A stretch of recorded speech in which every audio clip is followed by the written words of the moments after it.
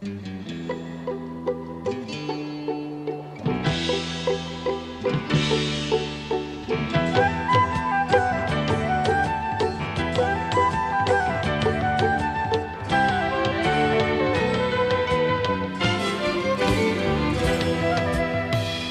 you for joining us.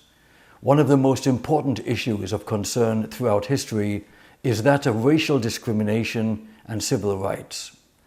The foremost leader in this cause was Dr. Martin Luther King Jr., a man of God and a visionary who was subjected to illegitimate government persecution and was arrested in the past for doing precisely what he is now celebrated and honored for. Not only is he remembered as a powerful voice for civil rights, but for Jewish people as well. Dr. King was a uniquely important ally in the fight against anti-Semitism and for a secure Israel. In fact, Jewish people marched arm in arm with him in Selma, Alabama, back in 1965. One issue that Dr. King was particularly concerned with was the growing mischaracterization of Zionism as racism. Today, we'll meet the author of the book King Rules, written by Dr. Alveda King, the niece of Dr. Martin Luther King Jr., following these messages.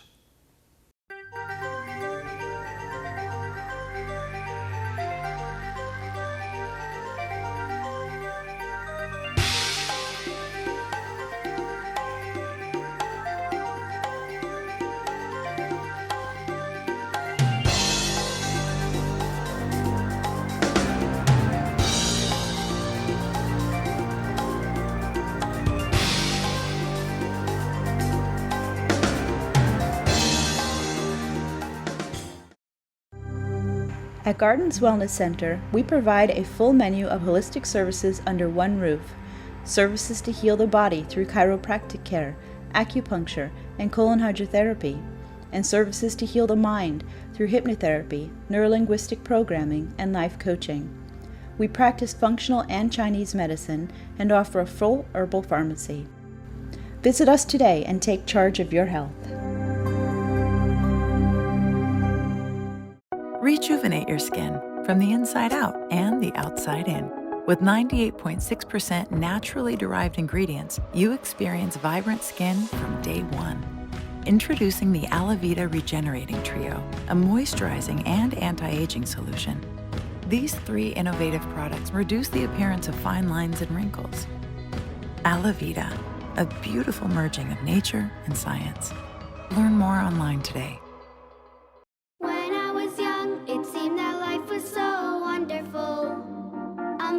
Oh, it was beautiful, magical. And then they showed me a world where I could be so dependable. Oh, intellectual, cynical. Find magic again. Sprout by HP. With Intel RealSense technology inside, now you can bend the rules of creativity outside.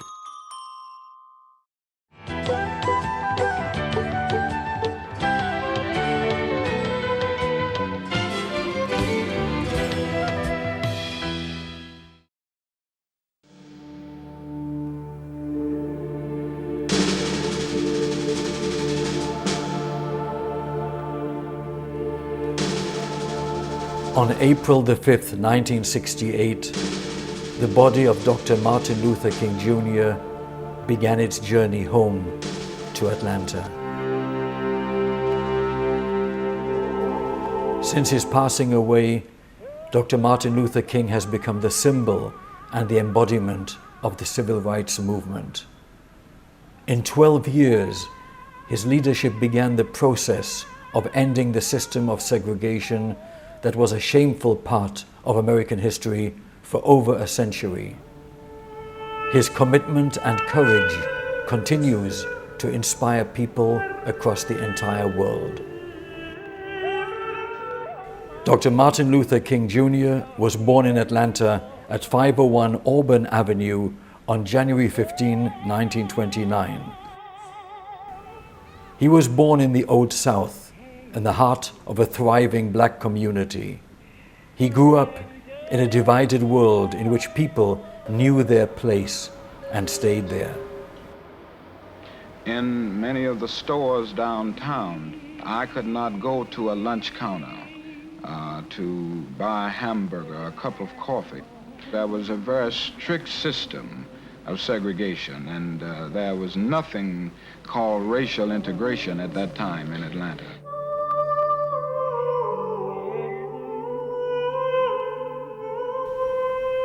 Dr. King spent his youth in this house, in an atmosphere of comfort and privilege.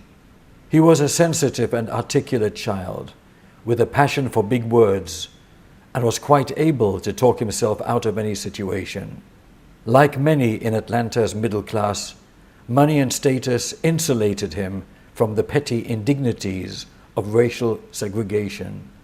Dr. King's parents were beacons of this proud community, and his father was regarded as one of its leaders.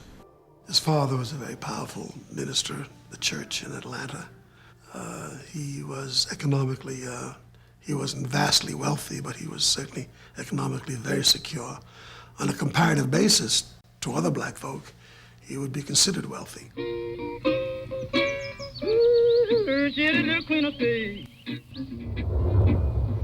The childhood of his father, raised in the South, could not have been more different. His father was poor and illiterate. He was principled but unpolished, and then his father walked all the way to Atlanta and educated himself.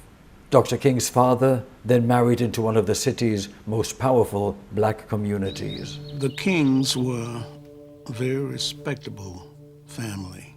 On a gray December morning in 1956, Dr. Martin Luther King Jr. boarded the first of one of the newly integrated buses, and he took a seat where he wanted to.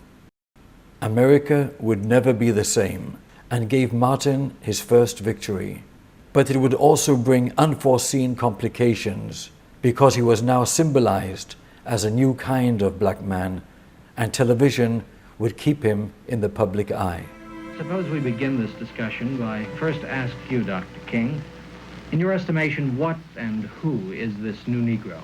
The new Negro is a person with a new sense of dignity and destiny, with a new self-respect. Along with that is this lack of fear which once characterized the Negro, this willingness to stand up courageously. His new media profile brought him sympathetic listeners in powerful places, but segregation remained intact across the South. He traveled the nation speaking about the successes of the bus boycott and hoping to find something that would suggest a breakthrough. However, segregationists were not the only ones threatened by Dr. Martin Luther King Jr.'s approach. Roy Wilkins, as executive secretary of the NAACP, not only perceived King's organization as a potential threat to the NAACP's role in the South, he also, perhaps inevitably, came to perceive King as a potential competitor, potential rival for personal stature within Black America. I have a dream that one day, down in Alabama, with its vicious racists, with its governor having his lips dripping with the words of interposition and nullification, one day right there in Alabama, little black boys and black girls will be able to join hands with little white boys and white girls as sisters and brothers. I have a dream today.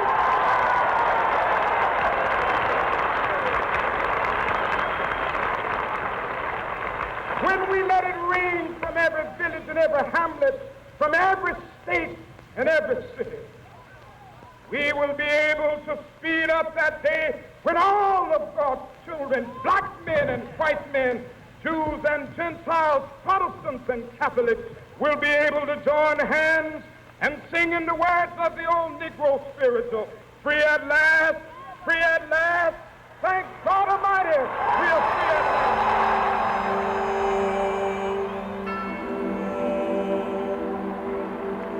This was the moment for which Dr. Martin Luther King Jr. would be remembered forever. The finest example of his powers as a public speaker and preacher, as a leader and visionary. On that day in August, Dr. Martin Luther King Jr. reached the peak of his popularity. We've got some difficult days ahead, but it really doesn't matter with me now because I've been to the mountaintop. I don't mind. Like anybody, I would like to live a long life. Longevity has its place. But I'm not concerned about that now. I just want to do God's will.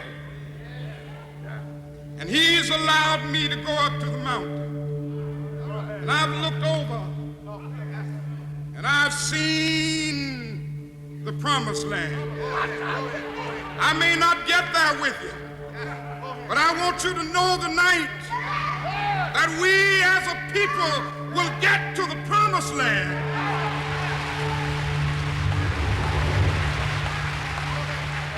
So I'm happy tonight. I'm not worried about anything. I'm not fearing any man. Mine eyes have seen the glory of the coming of the Lord.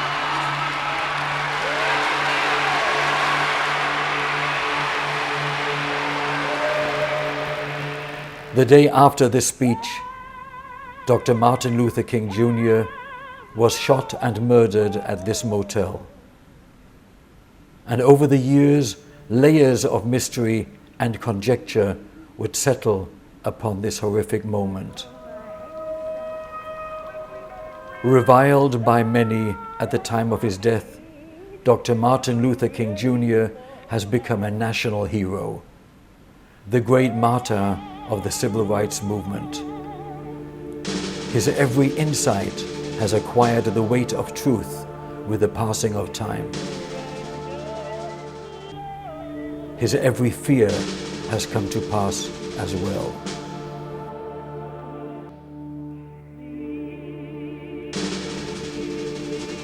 He asked America to live up to its ideals. He died for a dream to which this nation still aspires.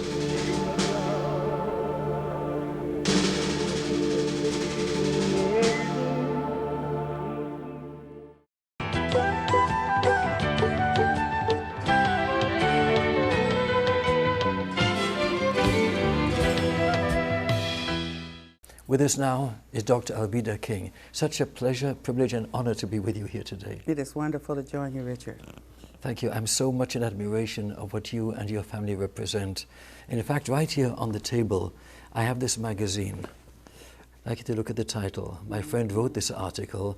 He asked me to give you this. How government persecuted those we now honor. How they persecuted people like Dr. Martin Luther King, who is now honored. So there's so much of that goes on.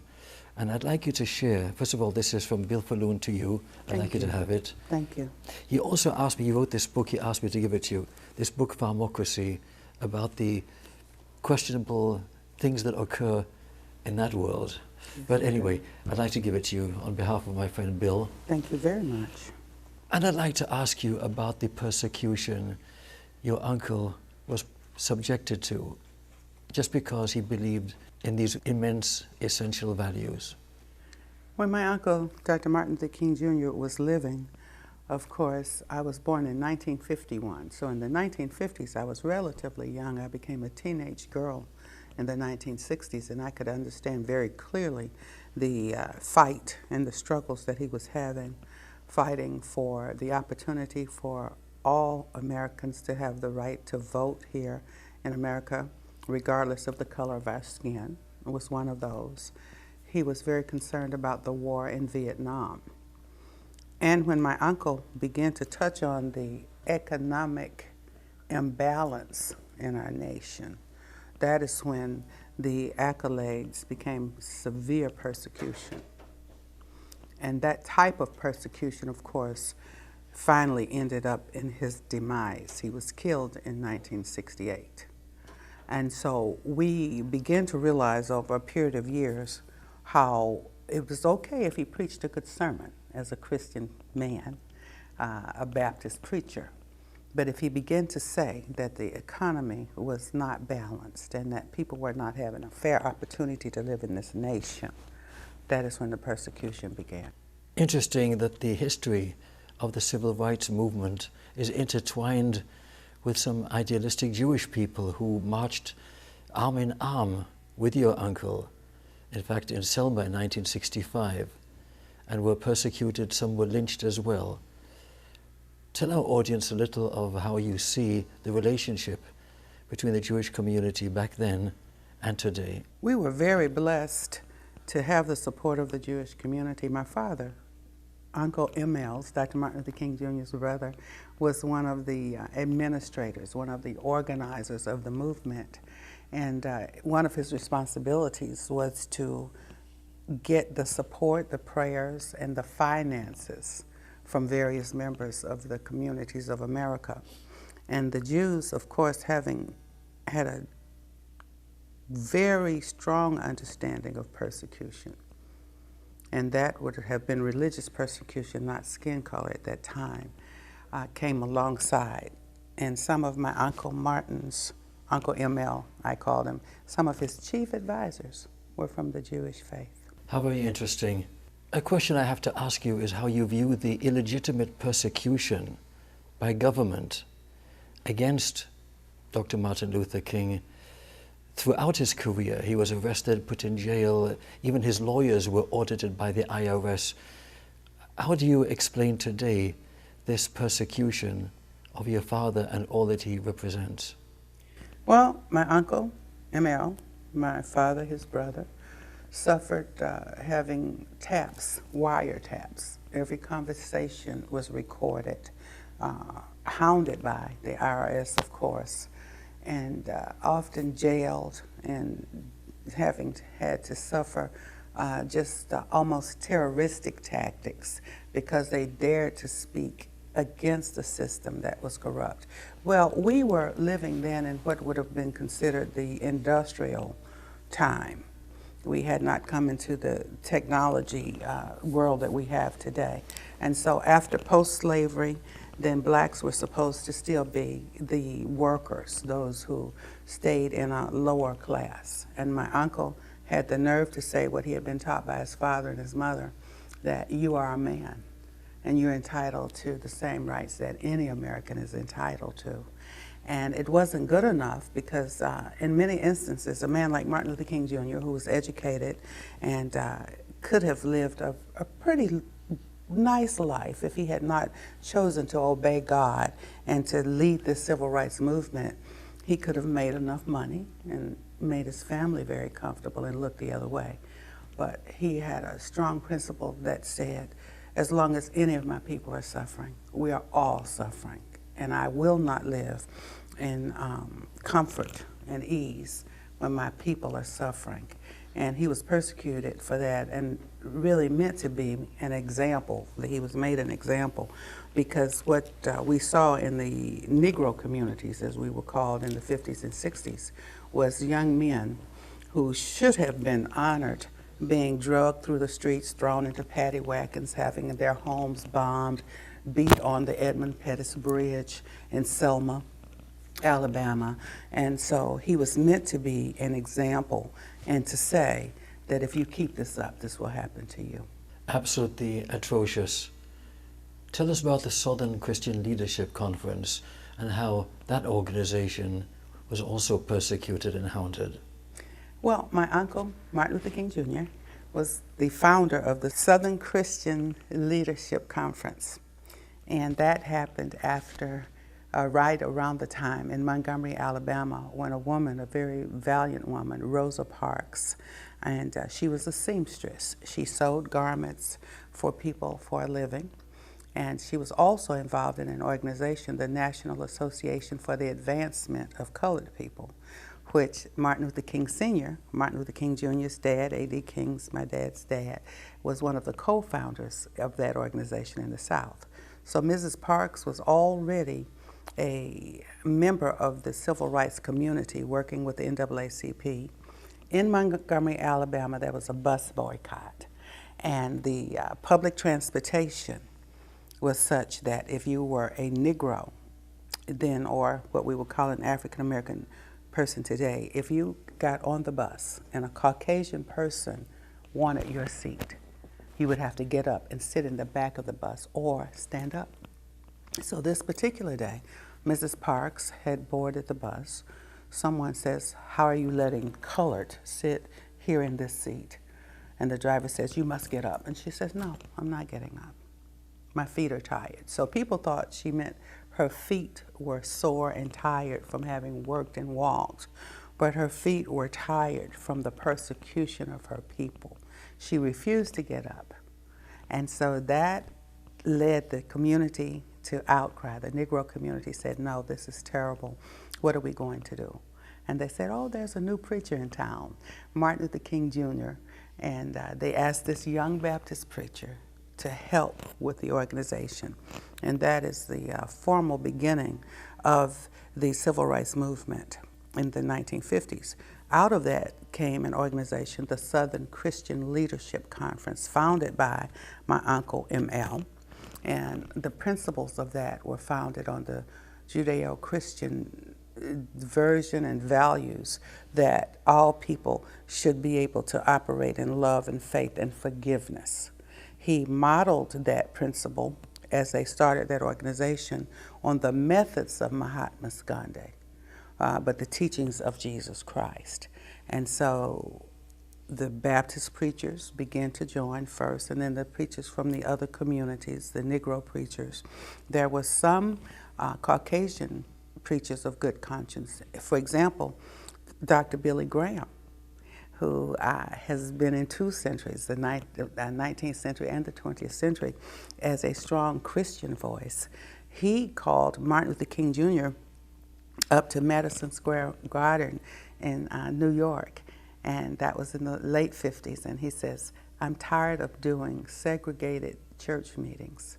I don't want to do anymore. I'm going to call this young man, Martin Luther King Jr., to come and stand with me." And so they began a friendship throughout Dr. King's life. Wonderful and outstanding that is. How do you see the current relationship between the Jewish community and the African American community? How much progress have we made?